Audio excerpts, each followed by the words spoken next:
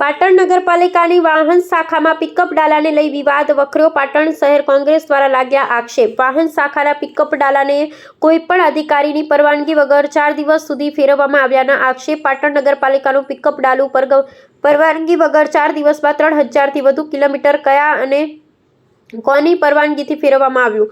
પાટણ નગરપાલિકાના પિકઅપ ડાલાને 4 ડિસેમ્બરના રોજ રાત્રે 9 વાગે સર્વિસ સ્ટેશનમાં મૂકવામાં આવ્યાનો લોગ બુકમાં કરાયો છે ઉલ્લેખ। 4 તારીખથી 8 તારીખ નગરપાલિકાનું વાહન પાટણના સર્વિસ સ્ટેશનમાં પણ ના હોવાનું આવ્યું સામે। પાટણ કોંગ્રેસ શહેર પ્રમુખ દ્વારા સમગ્ર ઘટનાના સીસીટીવી સાથેના પુરાવા રજૂ કરવામાં આવ્યા। સમગ્ર ઘટના આવી સામે પિકઅપ ડાલાને આક્ષેપો ઉપર આક્ષેપો થઈ રહ્યા છે।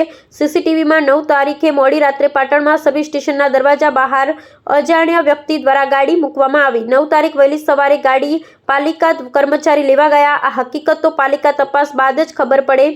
પોલીસ તપાસ બાદ જ દૂધ અને પાણીનું પાણી બહાર આવી શકે। અહેવાલ જયંતિભાઈ ઠક્કર, ન્યૂઝ 16 ગુજરાતી।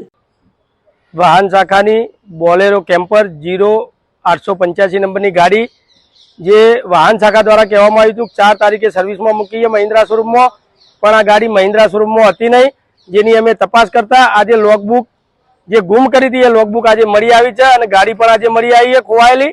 તો આ ગાડી જો સર્વિસમાં મૂકી હોય તો ગાડીના કિલોમીટર મૂકી ત્યારે 35,927 હતા, ફરી આવી ત્યારે 35,927 હતા અને ગાડી જ્યારે સર્વિસમાં મૂકી ત્યારે 32,799 કિલોમીટર, એટલે કે ટોટલ 3128 કિલોમીટર ગાડી ફરીને આવી 4 દિવસમાં। ખરેખર આ 3128 કિલોમીટર કોને ફેરવી એ તપાસનો વિષય છે। આ પોલીસ ફરિયાદ થાય તો જ આની સાચી હકીકત બહાર આવે।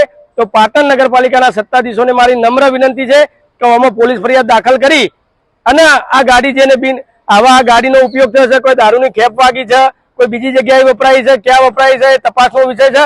માટે આની તટસ્થ તપાસ થવી જોઈએ। એના માટે પોલીસ ફરિયાદ સત્તાધીશો કરે એવી પાટણ શહેર કોંગ્રેસ પ્રમુખ તરીકે અમારી માગણી છે।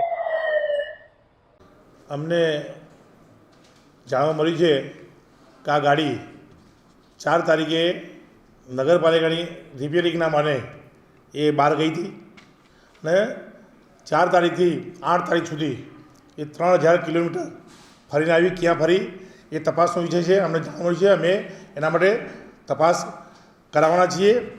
કોઈ પણ ચમરબંધી હશે આમાં એને અમે છોડીશું નહીં અને સાચી તપાસ કરી અને જે આમાં ગુનેગાર હશે એના ઉપર અમે એક્શન લઈશું। પોલીસ કાર્યવાહી કરવામાં આવશે। હા, અમે પણ પોલીસ કેસ પણ કરશું જવાબદાર વ્યક્તિ ઉપર।